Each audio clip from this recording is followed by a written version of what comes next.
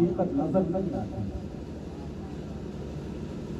یزیدیوں نے کہا حسین تیار ہو جاؤ جنگ کے لیے، تو علی کا شیر تھا نا، علی کے شیر نے جب تلوار کو ہاتھ میں سنبھالا اور یزیدیوں کو للکارا، کہا اگر تم بات نہیں مانو گے تو سامنے آؤ۔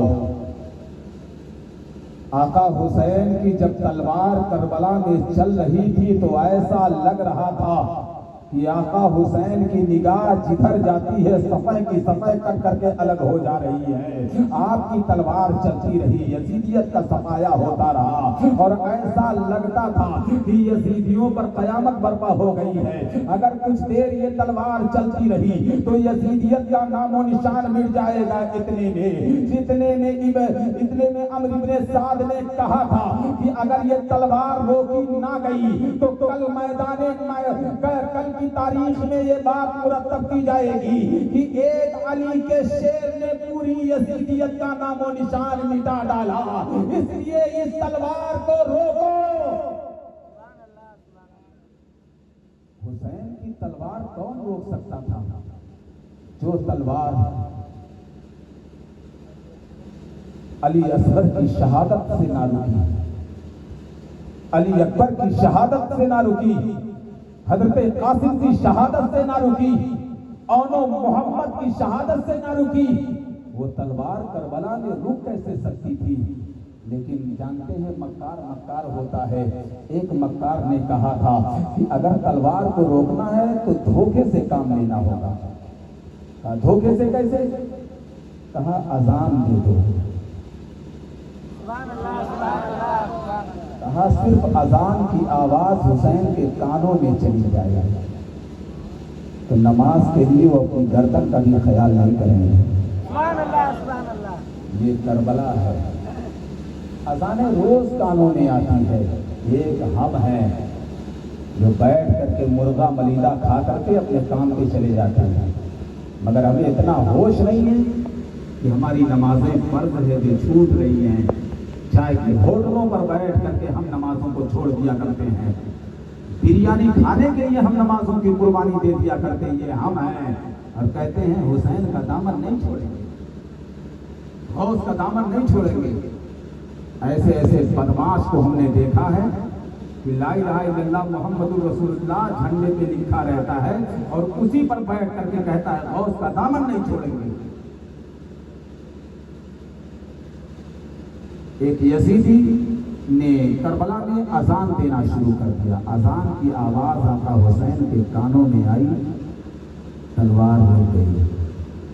تب عمرو بن سعد نے کہا تھا کہ اذان ختم ہونے سے پہلے اتنے تیر چلاؤ حسین پر، اتنے تیر چلاؤ کہ اذان ختم ہونے سے پہلے حسین زمین پر آ جائیں۔ ٹھیک اسی طریقے سے یزیدیوں نے تیر کو چلانا شروع کیا۔ جتنے تیر لگے ہیں حسین کے سینے میں، جتنے تیر لگے ہیں حسین کے جسم میں، حسین جب زخموں سے چور ہوئے اور زمین کی طرف آئے تو ایسا لگتا تھا جیسے قرآن میں حل سے گر جاتا ہے۔ ٹھیک اسی طرح آقا حسین گھوڑے سے زمین پر آئے۔ اللہ اکبر۔ اتنے میں عمرو بن سعد نے کہا دیر نہ کرو، ان کا سر تن سے جدا کر دو۔ یہی معاملہ تھا۔ ایک مرتبہ یزید نے عمرو بن سعد سے کہا تھا کہ بتاؤ تمہیں کبھی رحم آیا تھا کہ نہیں رحم آیا تھا؟ کہا ایک مرتبہ مجھ کو رحم آ گیا تھا۔ کہا رحم کب آیا تھا؟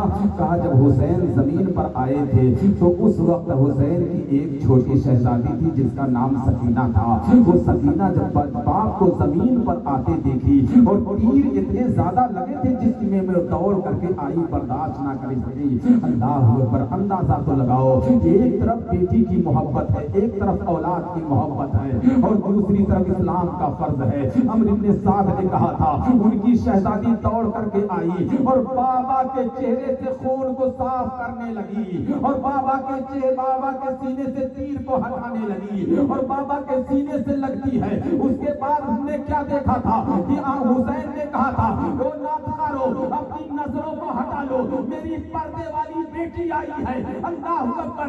عمرو بن سعد نے کہا تھا سارے لوگوں نے نظروں کو تو ہٹا لیا تھا، میں بھی نظروں کو ہٹایا، مگر ترچھے میں دیکھ रहा था, देख क्या रहा था। हुसैन कहते ज़ैनब सकीना को ले जाओ, ज़ैनब आती है। आका हुसैन के गले में हजरत सकीना ने अपना दाहिना हाथ डाला था, तो ज़ैनब जब दाहिना हाथ निकालती है तो सकीना बायां हाथ गले में डाल लेती है, और जब बायां हाथ निकालती है तो सकीना दाहिना हाथ गले में डाल लेती है। अल्लाहु अकबर। अमर इब्न साद ने कहा था, जब वो मंजर हमने देखा था तो उस वक्त मुझको रहम आया। ये करबला है। हम ढोल बाजा में लगे हुए हैं, बाजा गाजा में लगे हुए हैं, और कहते हैं जायज है। कहां से ला रहे हैं, किस किताब से ला रहे हैं? अरे करबला सुनो तो सही, करबला है क्या? नमाजों के बारे में कभी हम पूछने तक नहीं जाते हैं, मसाइल पूछने नहीं जाते हैं, मगर ढोल ताशा में पूछने की जरूरत नहीं है, बाजा गाजा में पूछने की जरूरत नहीं है हमें। सुनो, कहा बड़ी देर तक सकीना का दाहिना हाथ छुड़ाया जाता तो बायां हाथ गले में डाल देती, बायां हाथ छुड़ाया जाता तो दाहिना